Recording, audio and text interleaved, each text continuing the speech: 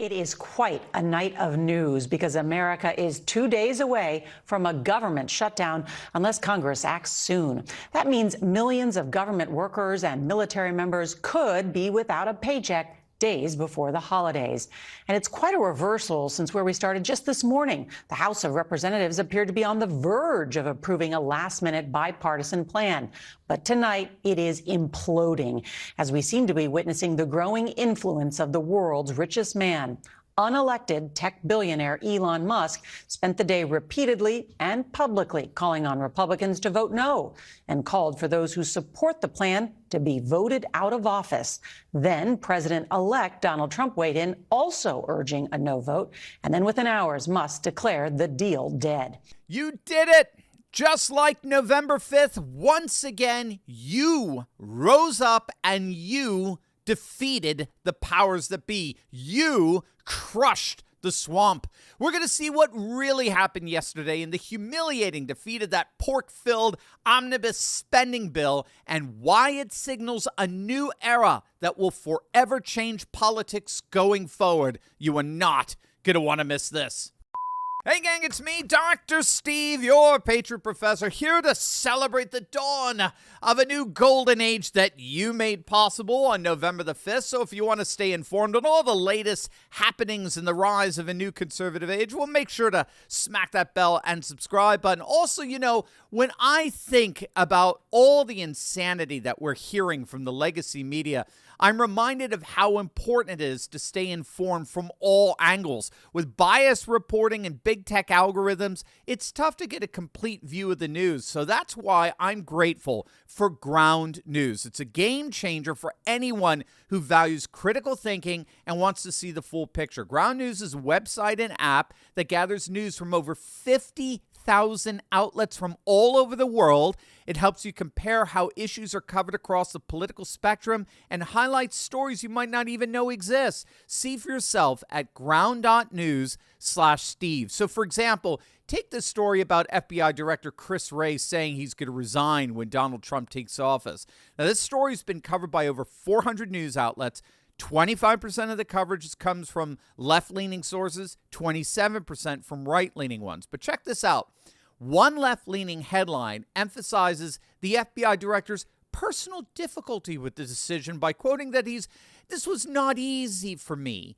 But on the other side, on the right-leaning headline, it focuses on Republican reactions and speculations about Kash Patel and the incoming FBI director under Trump. These different angles show how headlines could shift the focus and shape public perception. My favorite feature is the blind spot feed, which shows stories that are heavily covered by one side but ignored totally by the other. It's a powerful way to stay informed and make up your own mind. Now, if you're tired of biased reporting and want to see the bigger picture, check out ground.news/Steve, where you can get 50% off their unlimited access Vantage plan. It's the best deal of the year, and if you're already subscribed, you can get a gift subscription to family and friends. So click the link in the description or scan the QR code to support Ground News and Turley Talks today.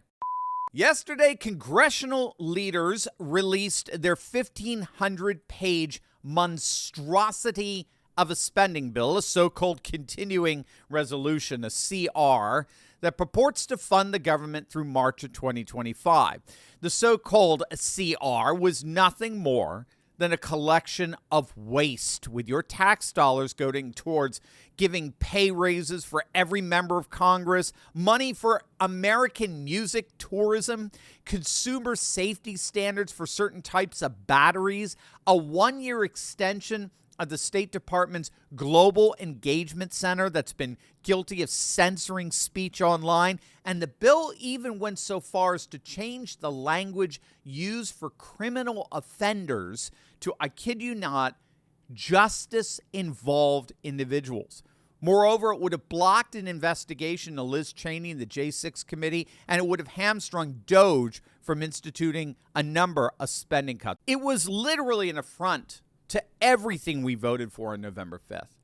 But needless to say, within hours of news breaking on that bill, the swamp's world was literally invaded by concerned citizens from all across the nation, led by the one and only Elon Musk. By one count, Elon had sent out to his tens of millions of followers about a dozen tweets in 10 minutes.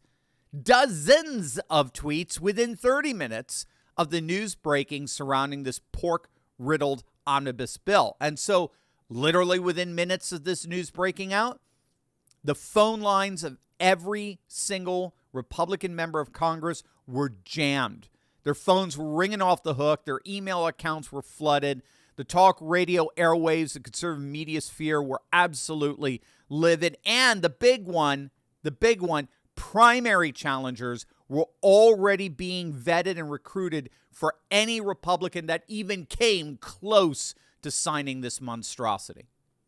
Again, this happened all within minutes after news broke on this ridiculous omnibus bill. There has never been a time ever in our history where the swamp rats in D.C. found themselves under such immediate scrutiny, and they panicked. Speaker Johnson did his best to sell this monstrosity. In other words, to lie like swamp creatures do all the time. But none of the tens of millions of citizens responders who were flooding the phone lines of these Republican sellouts were buying. None of them. And they caved. They caved within just a couple hours after news of this monstrosity broke. The bill is now officially dead. Now, there's a lot of commentary that's come out over the last 12 years or so that's pointing out the obvious. The Republicans won, and won big, on November 5th. We won a historic landslide. We handed the Republicans the single biggest win in 2 generations. The Democrats are shell-shocked. The Democrats they're leaderless. They are as politically vulnerable as they have ever been. And yet, how did the Republicans respond? They responded by betraying their own voters. So now the assumption to that setup that we won and Democrats lost, the assumption there is key. The assumption is that we're actually dealing with 2 distinct parties. When in point of fact, that monstrosity of a bill proved that we actually only have one party, a uniparty, an establishment duopoly that's ultimately answerable not to the people, not to their voters, but to donors and lobbyists. That's what these 24 hours have proven. These last 24 hours have proven that D.C. is the swamp of a uniparty duopoly. But these last 24 hours have also proven something else. And that is the extraordinary power that now belongs in the hands of the people, in many ways unlike ever before. Now, I think Laura Ingraham actually had a great observation. She said, quote, again, it isn't so much that Congress fears Trump. They really just fear their own voters. They know they are doing things that their voters don't want. But for years, they've been able to hide that fact. But now that is over. And to me, that is what is so key to what happened yesterday. What changed is obviously not the swamp.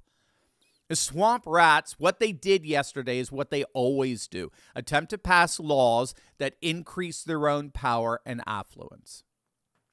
What changed, and changed so dramatically, is the world around them. You see, in acquiring Twitter, Elon Musk brought to the fore the significance of a new and rising phenomenon known as technopopulism. It's a key theme on this channel. We talk about this all the time because it's radically changing the world as we know it. Technopopulism refers to the various ways in which the new technologies that are emerging, particularly the internet, are doing 2 things simultaneously. They're emancipating and mobilizing.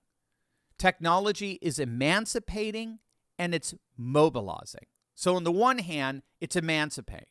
A key dynamic inherent in technopopulism is its independence dynamic, in that technological advances are empowering more and more citizens to take into their own hands what they used to rely on old modern industrial structures and bureaucracies to do for them. So we often talk on this channel about how the internet has given rise to a whole new media that's fast replacing the legacy media, right? That Elon loves saying that you are the media now, right? ABC News, NBC, New York Times, they're not the media, right? They're the fringe. You're the mainstream media.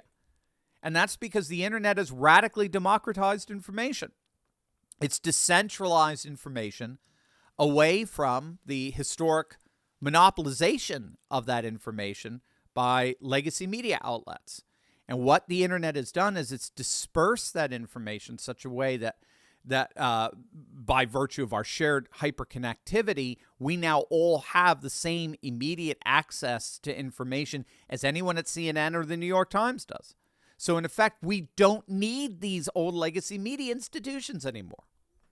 Or take Bitcoin or crypto in general, right? The blockchain technology that they're based on has effectively emancipated money from the state, right? So that separation means that we're no longer dependent on the government for a viable and flourishing currency.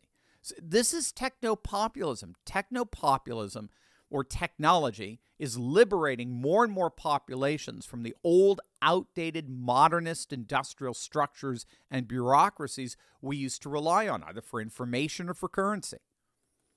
But as the dolts in D.C. found out big time, there's a second interrelated dynamic, and that's how technopopulism is able to mobilize the masses at a rapidity and speed we've simply never seen before.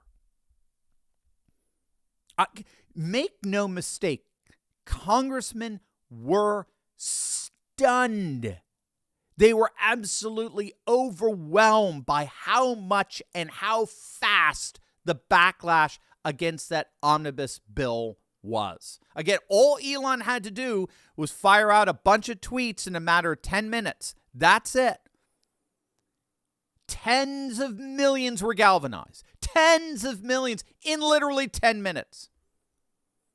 This is the new age of technopopulism. In fact, Elon is now calling for a law to be passed that will require all bills to be uploaded online at least 1 week in advance of their vote so that the people can read it for themselves and render their verdict. This is the power of technopopulism.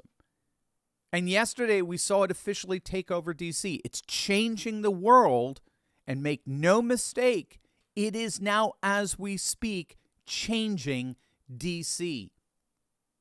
You won in November. You won yesterday. Rest assured, with this new age dawning, the winning is just beginning.